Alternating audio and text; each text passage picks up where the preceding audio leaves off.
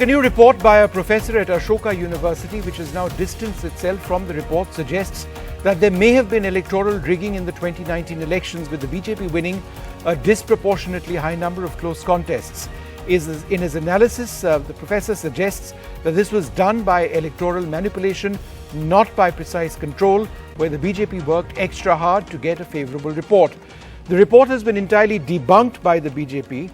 What we will now do is first bring you some of the main points of the report and then share areas where questions have been raised. We'll be joined by Dr. Nishikant Dubey, the BJP MP, in a few minutes. So, Professor Sabyasachi Das in his report says, firstly, in close contests, in close elections, the BJP wins a disproportionate number of close elections in 2019. There is no evidence of this occurring for the Congress party in the same year, 2019. There is no data to suggest that the BJP was able to control the outcome of close contests by working harder or having a greater on-ground presence. In other words, something seems to be wrong. The growth rate of voters between 2014 to 2019 in smaller constituencies where the BJP narrowly wins, in other words, are names of voters being deleted, and if so, have Muslim names been disproportionately removed? That's what's being asked.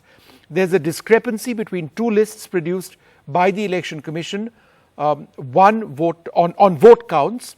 The lists, the first and the second, did not match each other, and the first list was deleted. He asks why.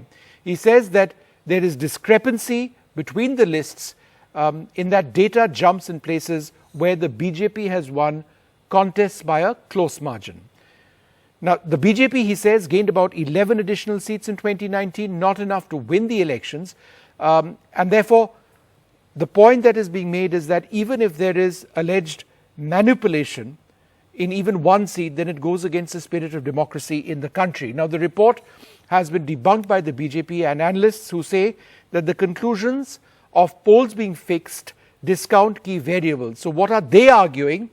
They say that in any election, win margins can fluctuate because of various factors, such as voter preferences, campaign strategies, and local dynamics. Local factors and candidate popularity are important to look at. It is plausible that the incumbent party's policies and governance in these states did resonate well with voters. Effective campaign strategies that resonate with voters do explain some of the win margins, and that this is not, therefore, electoral manipulation. Electoral manipulation, they point out, is a complex process. It's not as simple as what the professor has said, and involves multiple actors, not necessarily limited to the incumbent party alone. The paper acknowledges that the tests conducted are not proof of fraud and does not provide conclusive evidence of this being widespread. That's the BJP's reading of this particular report. And factors such as regional political alliances, caste-based voting patterns, and regional issues do play a significant role in shaping election results. And finally, comparing data from previous general elections and state elections is essential to draw valid conclusions. You can't just do it on the way it has been done at this stage. Dr. Nishikant Dubey of the BJP, he's an MP, joins us. Thanks, sir, very much for being with us. So let's look at this point by point. Point number one, the BJP, it is stated in this report, won a disproportionate number of close contests in 2019. How would you respond? Mr. Som, this is my third time, इसलिए मैं अपने दर्शक के लिए हिंदी में ही बात करूंगा कि एक तो जो ये रिसर्च है जी, ये रिसर्च पूरी की पूरी डेमोक्रेटिक सिस्टम पर जो है एक बड़ा क्वेश्चन मार्क है। आपको पता है कि पूरी दुनिया, भारत का जो चुनाव है, जो इसकी ट्रांसपेरेंसी है, जो वाइब्रेंट डेमोक्रेसी है, इसके बारे में लोग कहते हैं और कहते हैं कि बाबा साहब अम्बेडकर ने जो संविधान दिया उसमें यदि गरीब, पिछड़े, दलित आज रूल कर पा रहे हैं तो उसका रीज़न ये है कि यहाँ की वाइब्रेंट डेमोक्रेसी है और जो पूरा इलेक्शन का प्रोसेस है वो काफ़ी ट्रांसपेरेंट है। दूसरी बात जो मैं सुन रहा था आपको, अब मैं एक लद्दाख का उदाहरण देता हूँ आपको कि 2014 में भी लद्दाख भारतीय जनता पार्टी ने जीता था। जो उनका रिसर्च है, उस रिसर्च में उस सीट को भी उन्होंने जोड़ा है। वो 11 सीट में से लद्दाख की भी सीट को जोड़ा है। तो जब 2014 में हम जीते वहां से, तो केंद्र में जो है कांग्रेस की सरकार थी और जो राज्य है, राज्य में भी हमारे खिलाफ की सरकार थी। उस वक्त हमने किस माइनॉरिटी को डिलीट कर दिया, किस मुसलमान को डिलीट कर दिया। और जो क्लोजली कॉन्टेस्टेड इलेक्शंस है, जहां कहीं भी देखेंगे तो भारत की ही नहीं पूरी दुनिया की सबसे बड़ी political party Bharatiya Janata party है। इसका मतलब कि ग्राउंड पर इसके जितने वर्कर हैं, शायद सारे पॉलिटिकल पार्टी को मिलाकर भी उसके वर्कर नहीं है। तो ये जो रिसर्च है, ये रिसर्च भारतीय जनता पार्टी पर अटैक नहीं है, जो व्यक्तिगत मैं मानता हूं। और कल जो मैंने ट्वीट किया और जिसके ऊपर मेरा आग्रह है सबों से, ये पूरे के पूरे भारत के वाइब्रेंट डेमोक्रेसी पर, भारत के संविधान पर, और एक जो ट्रांसपेरेंट इलेक्शन कमीशन है, जो कि इंडिपेंडेंट इलेक्शन कमीशन है, उसके ऊपर यह प्रहार है। और इस तरह की जो यूनिवर्सिटीज है, उसके रिसर्च पर रोक लगनी चाहिए, इस तरह की यूनिवर्सिटी के कार्यकलापों पर रोक लगना चाहिए। और मेरा यही जो है कैंपेन है। डॉक्टर दुबे, एक चीज बताइए, और ये रिपोर्ट का एक और पॉइंट है। रिपोर्ट में कहा गया है कि कोई data, there is no data to suggest that the BJP controlled poll outcomes by clever campaigning। मतलब आप जो कह रहे हैं कि देखिए, हर कॉन्स्टिट्यूंसी में हमारा एक प्रेजेंस है, we are the largest political party in the world, etcetera etcetera, पर इस रिपोर्ट में कहा गया है कि ऐसे कोई एविडेंस नहीं है कि इन इलाकों में, इन कॉन्स्टिट्यूंसीज में बीजेपी ने कुछ एक्स्ट्रा किया है, मतलब इसमें कोई मैनिपुलेशन है। तो इस स्पेसिफिक पॉइंट में आपका जवाब मैंने आपको दिया ना, वो जैसे 11 जो लोकसभा उन्होंने बताया, मैंने आपको लद्दाख का उदाहरण दिया कि लद्दाख 2014 में भी हम जीते थे, लद्दाख हम 2019 में भी जीते। तो 2014 में जब जीते, वो कौन सा मैनिपुलेशन था? मैं तो उन्हीं के रिसर्च के ऊपर आपको जो है कह रहा हूं कि उनकी रिसर्च कितनी वैलिड है। दूसरा सवाल यह है कि आप किसी भी कॉन्स्टिट्यूएंसी में चले जाएंगे, मैं पूरे देश भर के सारे इंटेलेक्चुअल को चैलेंज करता हूं कि हमारी जो बूथ कमेटी है, उस बूथ कमेटी में आपको जो है, जो पन्ना प्रमुख है, आप उतना छोड़िए, बूथ कमेटी की तो बात छोड़िए, हमारा जो है 20-20 लोगों के पीछे हमारा एक कार्यकर्ता काम करता है, उसकी भी लिस्ट हमारे पास है। जब उन्होंने हमारे किसी कार्यकर्ता से बात नहीं किया, किस बूथ पर वो गए, उनको बताना चाहिए ना कि I visited this booth and there was no worker. तब तो बताया जाएगा कि भारतीय जनता पार्टी का वर्कर है। क्या उन्होंने अपने रिसर्च में ये बताया? So it is vague, it is not well researched, is your point. कहेंगे दिल्ली का। No, one sec, Dr. Dubey, let's go through more points. Randomly, जी बताइए। Yeah. No, hold on, Dr. Dubey, half a second. मैं कहूँ एक और point है इसमें, that there is a discrepancy between two voter lists produced by the EC. तो questions raised also on the role of the EC. EC कोई भी दो वोटर लिस्ट नहीं बनाती है। मैं यही बता रहा हूं ना कि उसको देश के बारे में पता ही नहीं है। मैं आपको बताऊं कि स्टेट का जो इलेक्शन होता है विष्णु जी, उसका जो है, जो स्टेट इलेक्शन अथॉरिटी है, वो उसका वोटर लिस्ट बनाती है, और जो सेंटर का वोटर लिस्ट है वो इलेक्शन कमीशन बनाती है। तो इसीलिए जो दो वोटर लिस्ट हैं, वो दो वोटर लिस्ट, जैसे मुखिया का चुनाव होता है, सरपंच का चुनाव होता है, म्युनिसिपल कॉर्पोरेशन का चुनाव होता है, जिला परिषद का चुनाव होता है, ये स्टेट करती है और वो स्टेट का वोटर लिस्ट होता है। इवन उनके बूथ भी अलग अलग होते हैं, और जो सेंटर का इलेक्शन कमीशन जो करता है, उसका वोटर लिस्ट अलग होता है। उसमें से कहां डिस्क्रिपेंसी है? मतलब एक भी चीज ऐसा एग्जाम्पल उन्होंने नहीं दिया है, उनको पता ही नहीं है कि सिस्टम कैसे काम करता है। स्टेट में जैसे ये दिल्ली शहर है, तो दिल्ली शहर में जो म्युनिसिपल कॉर्पोरेशन का इलेक्शन हुआ, इसका बूथ अलग है, इसके वोटर के जो नाम है वो अलग हैं। हो सकता है कि दोनों में कॉमन नाम होंगे, लेकिन कई एक बार होता है कि स्टेट में आपका नाम होता है, सेंटर में नाम नहीं होता है, सेंटर के आपके नाम होते हैं, स्टेट के नाम नहीं होते हैं। तो ये स्टेट और सेंटर के बीच का मसला है, ना कि इलेक्शन कमीशन का दो वोटर लिस्ट है। यह भी गलत है। Okay.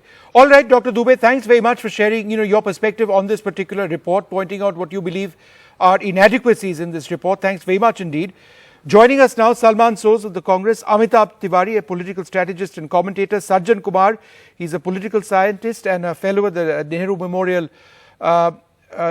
in New Delhi, Nehru Memorial Library. Anand Sudarshan joins us as well. He's with the faculty at the Department of Economics at the University of Warwick. Thanks all very much for being with us. Salman Soz, the BJP saying that the research done in this report is vague, statistical variability not accounted for, local factors and candidate popularity not accounted for either. How would you respond? Well, first of all, the BJP should be ashamed that they sent somebody like Mr. Dubey, who's a member of parliament, to this discussion. And he basically promptly says that we should not have universities and research institutions which produce such research. Basically, the BJP is going to tell us what research we can do in this country. I'm just amazed that he would come on national television and say that that is what the BJP's intentions are, that they will not agree to any data that even casts minor aspersions against the BJP. So I'm just amazed that they would send somebody like this person and he would actually say it on your show. And, you know, NDTV is watched by a lot of people. So that's one. Second, this researcher, Sabyasachi Das at Ashoka University, he has looked at data from 900,000 polling booths, 9 lakh polling booths. Mr. Dubey has not. BJP people have not.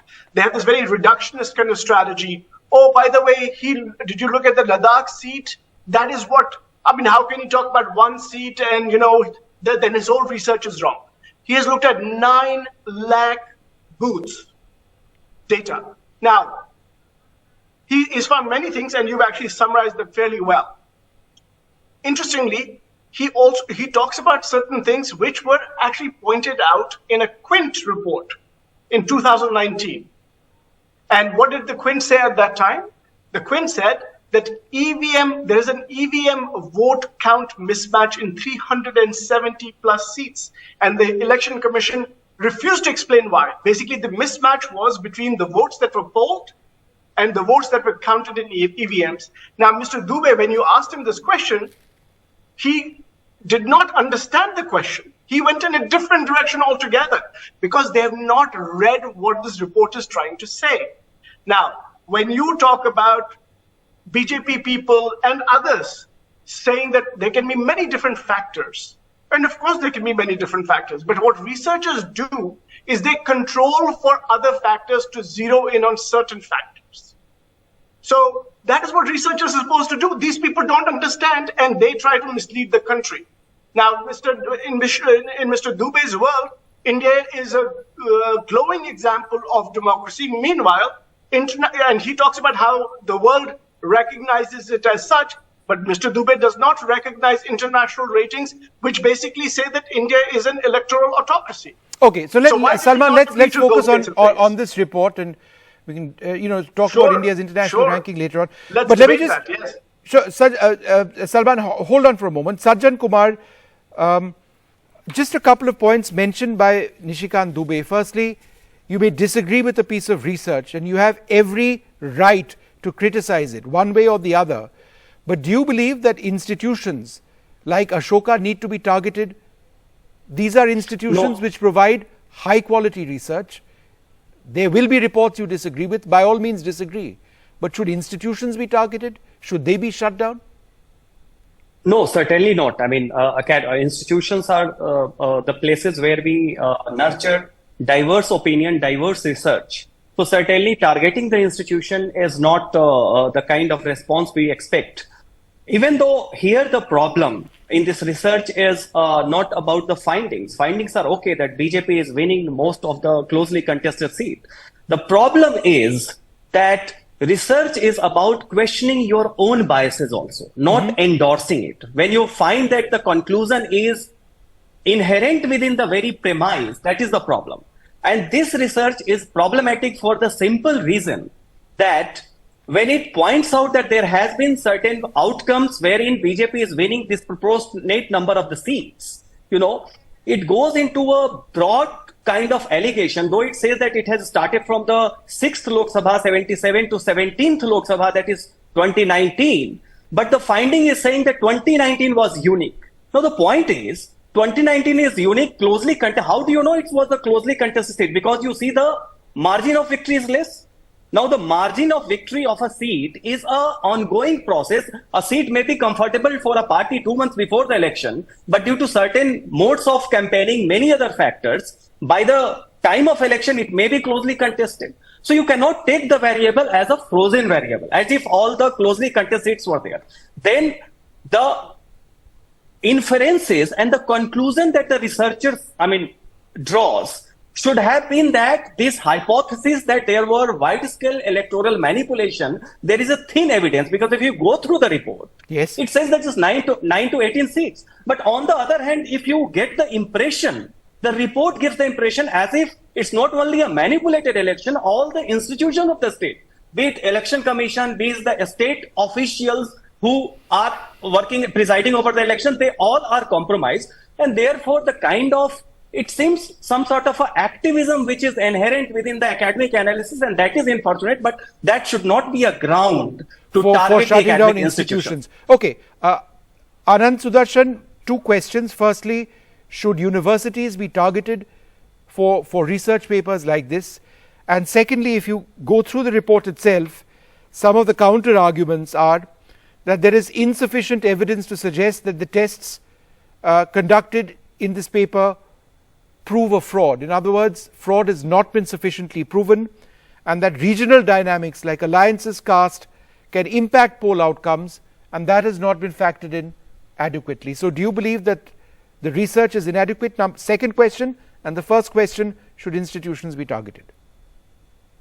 No, so thanks, Vishnu. To the first question, I completely agree with both of the panelists who've spoken so far. The job of a university is to put in place the conditions for academics to do research. Some of that research will be good, some of it will be not so good, some will be controversial, some will be boring, and there is absolutely no case to put pressure on an institution for the work that individual academics do. They are responsible for their research, they stand behind it, and it's proved right or wrong. Now, on the question of this specific paper, I think I find myself in agreement with much of what Sajjan has said. There is a very interesting and robust empirical finding, which is that the BJP is more likely to win very close seats. This is also incredibly rare. That fact is also true. Most of the time, incredibly close seats tend to be 50-50. Mm-hmm. Now, the question of whether this definitively proves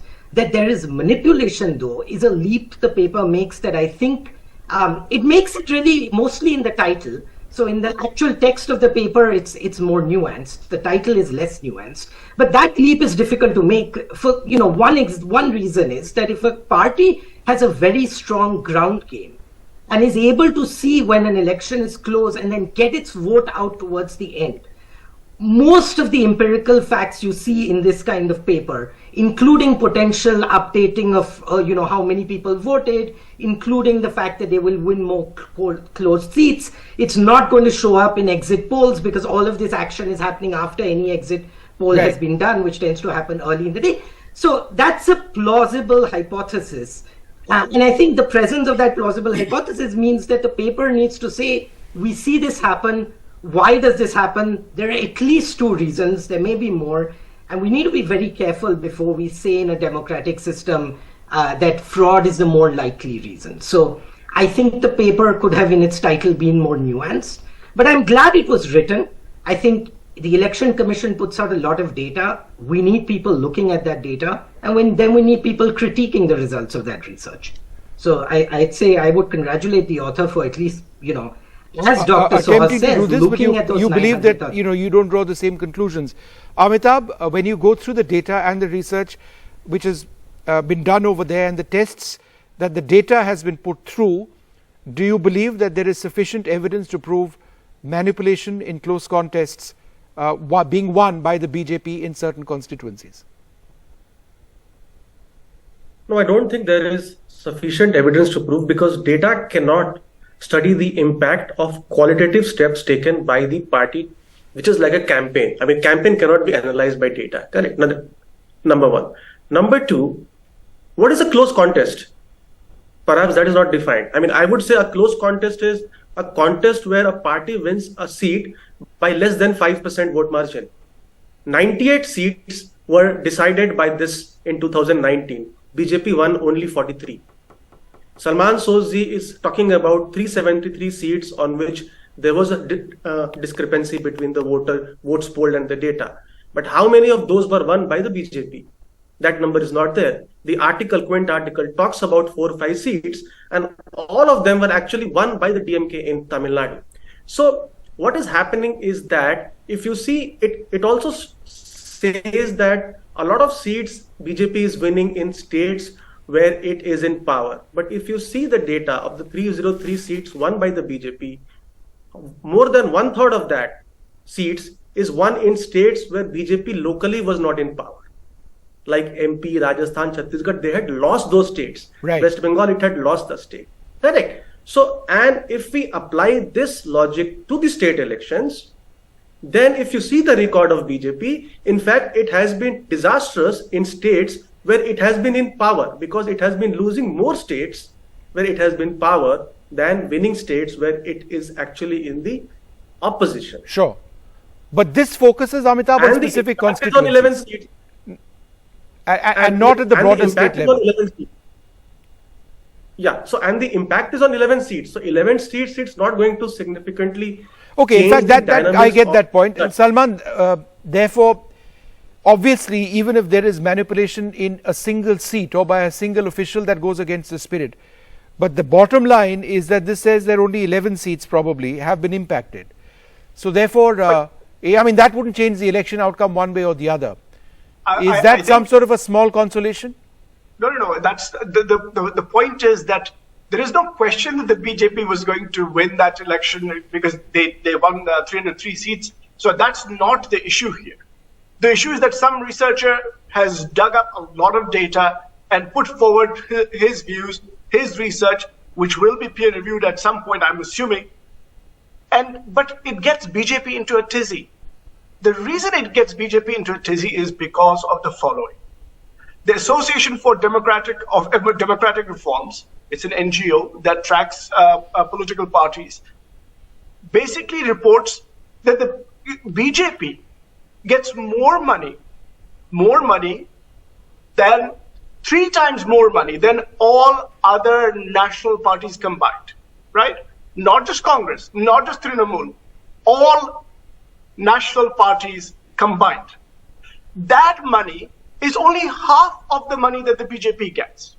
So despite the massive monetary advantage, and then the advantage that is apparent to anybody who lives in India, who knows about India in the media space, these combinations and the adulation that Prime Minister Modi gets, all the big business houses that support. No, Salman, what is your BJP, point? They are a richer party. But yeah, let me get to the point. The point is, despite everything, BJP does not seem to be now in a position to actually dictate politics in India. And I think whenever something comes up like this research, which raises questions, is not really, it's basically BJP becomes so defensive that they have to roll out all the guns because they are fearful of the changes that are taking place. There's an undercurrent of change in this country. And that is why this kind of research, I'm glad Sabyasachi Das wrote this paper, because I think that is, in some ways, it's making people think. And by the way, we do need VVPAT,